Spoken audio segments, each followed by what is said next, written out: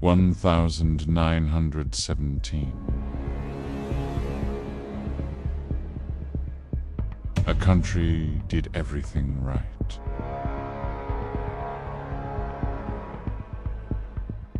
Europe is a slaughterhouse. 12 million already dead. But Persia, modern-day Iran, stayed completely neutral. No alliances, no troops, no side taken. It made zero difference. They invaded anyway. Took the food, took the animals, took everything. By 1918, cities were looting bakeries. Bread was cut with sawdust. And then the worst part, between 2 and 10 million Persians died.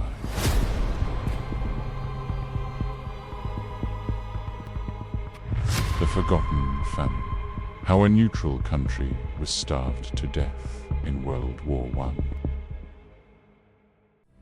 Before we declassify the rest of this story, make sure you're locked in. Hit subscribe and join the investigation. Then drop a comment below. Which forgotten civilization should we expose next? To understand what happened in Persia, you have to go back a decade, to 1907, a deal made in St. Petersburg between Britain and Russia, without Persia at the table. The Anglo-Russian Convention of 1907 divided Persia into 3 zones: a Russian zone in the north, a British zone in the south, and a nominally neutral strip in the middle. Persia was not consulted. It was a sovereign nation being partitioned by 2 empires for their own strategic convenience. The British zone was not chosen arbitrarily. In the south of Persia, near Abadan, lay something the British Empire needed more than almost anything else in 1914: oil. The Anglo-Persian Oil Company, the company that would eventually become BP, had begun extracting Persian oil in 1908. By the time WW1 broke out, the Royal Navy had converted from coal to oil. Persia's southern fields were not a diplomatic interest. They were a strategic necessity.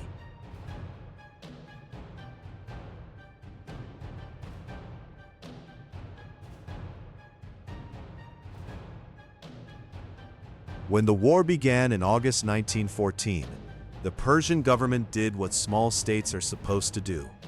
It declared neutrality.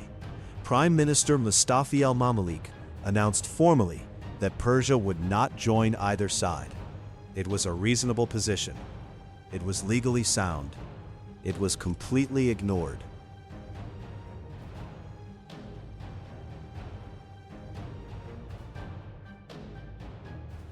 The Ottoman Empire, a central power, pushed into northwestern Persia through Azerbaijan. Russia, an allied power, pushed back through the same territory.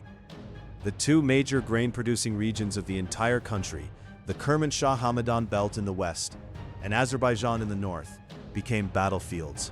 Not metaphorical battlefields, actual ones, with artillery, with troops, with requisition orders. Requisitioning is the polite word for what happened. Each occupying army took what it needed: grain, livestock, transport animals, carts. Every mule and horse commandeered by a British or Russian supply column was a mule or horse that could no longer move food to a Persian village.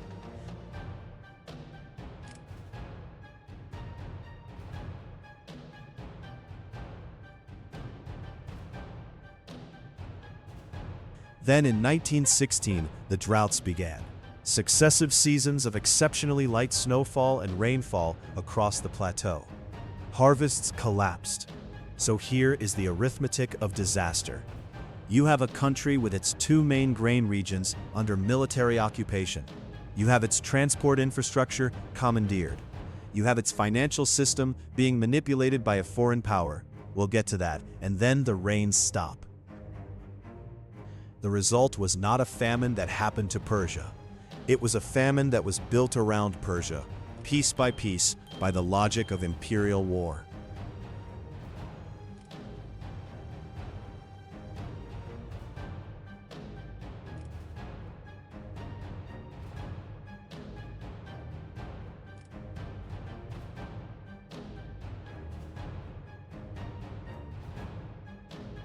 This is the frame for everything that follows. A neutral country, geographically trapped between empires, economically dependent on a single colonial company, and about to be stripped of the food that kept it alive. Its neutrality was not a shield. It was a fiction. And the people who would pay for that fiction were not diplomats.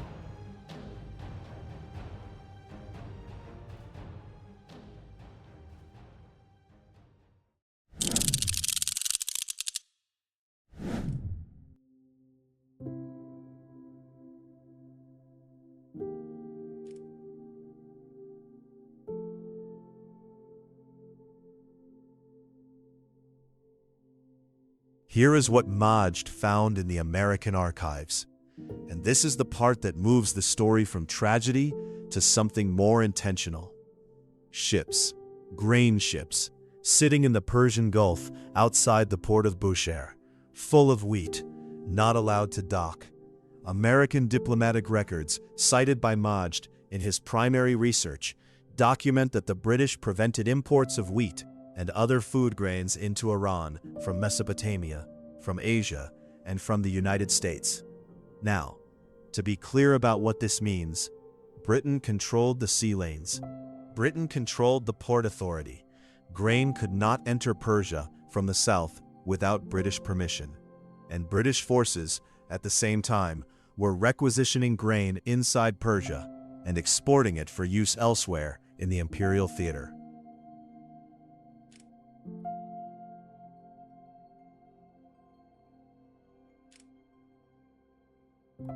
You are feeding your army with food taken from the country your army is occupying, while preventing that country from replacing what you've taken.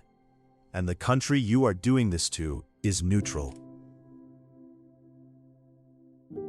In November 1915, the price of 100 kilograms of wheat in Sistan spiked to 20 tomans. The entire provincial grain store had been sold to British troops. That is the moment the famine began, not as an abstraction, as a transaction.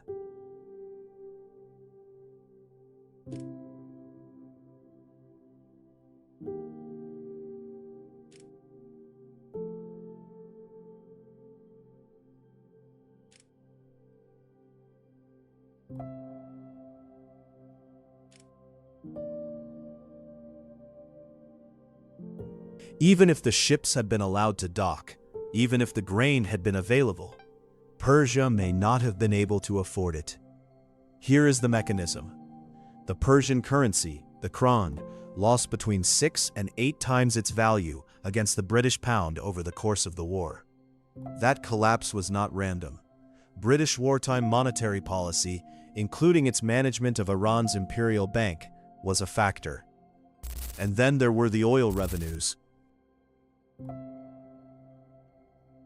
The Anglo-Persian Oil Company was extracting oil from Persian soil and paying royalties to the Persian government.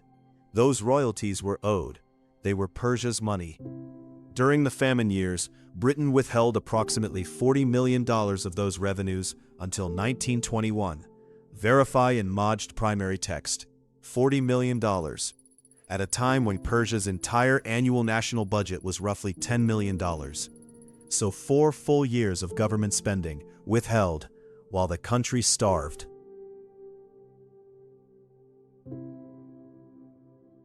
In 1918, the Iranian government asked the United States for a $2 million loan to fund famine relief. $2 million, 5% of the withheld oil revenues.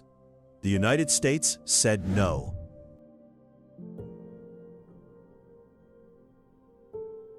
The British couldn't provide food. The Americans wouldn't provide money. The Persian government was managing a catastrophe with a destroyed currency, withheld revenues, and an occupied transport network. This is the part of the story that matters systemically. The famine was not just about food. It was about the deliberate incapacitation of a state's ability to respond to its own emergency.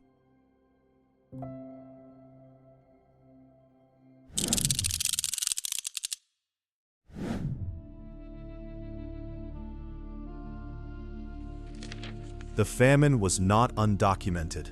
It was witnessed, reported, filed. American medical missionary William Summerall Vanneman was appointed by the U.S. consul to chair the Tabriz Relief Committee. He was writing to Secretary of State Robert Lansing, writing to Ambassador Henry Morgenthau, describing what he was seeing. U.S. diplomat John Caldwell, stationed in Persia, filed dispatches in December 1917, directly linking the famine to war-induced conditions and external exploitation. These documents went to Washington. They exist in the American National Archives today. Majd built his entire case around them. And yet, in 1919, the British Foreign Office published its Handbook on Iran, a comprehensive official document about the country Britain had just occupied for 4 years. It did not mention the famine, not once. This is not a small omission. This is the authoritative British government record of Persia during the war years, and the biggest humanitarian catastrophe of the entire campaign is absent from it.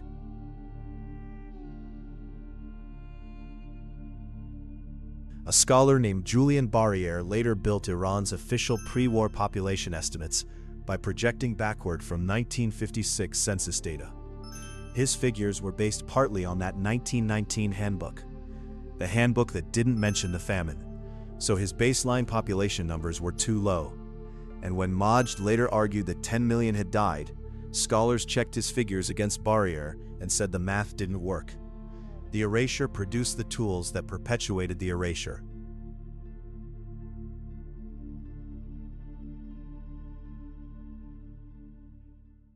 This is the historiographical controversy in its simplest form. It is not just a dispute about numbers. It is a dispute about which sources you trust. And the source that is most trusted in Western academia was produced by the power most responsible for the crisis.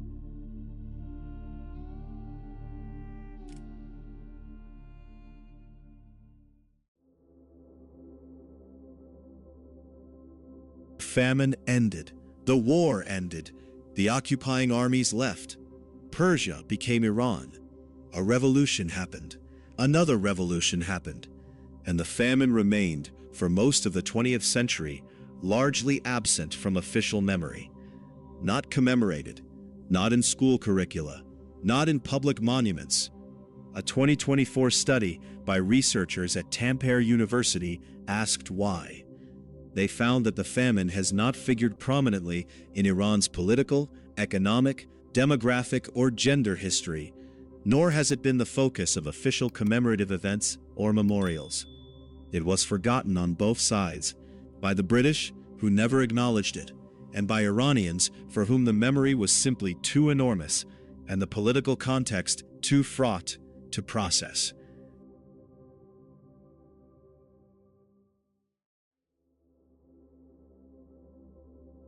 Then in 2003, Majd published his book.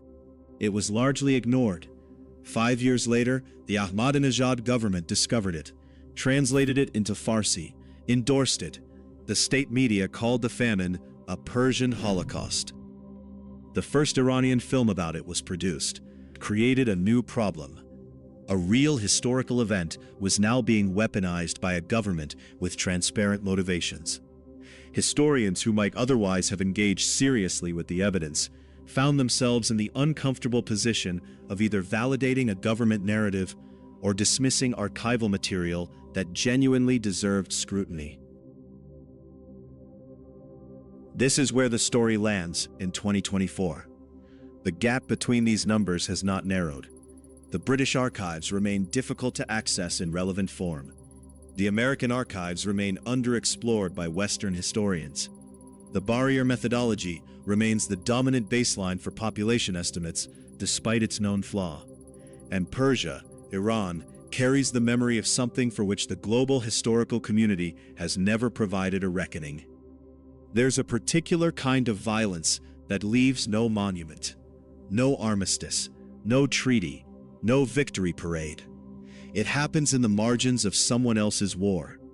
Its victims did not choose the conflict. They chose neutrality, and neutrality did not protect them. You can call it a famine. You can call it a genocide. You can argue about the numbers. Historians will continue to do all of that. What you cannot argue is that it happened, that millions of people die, that the great powers of the time knew, and that the world moved on without looking back.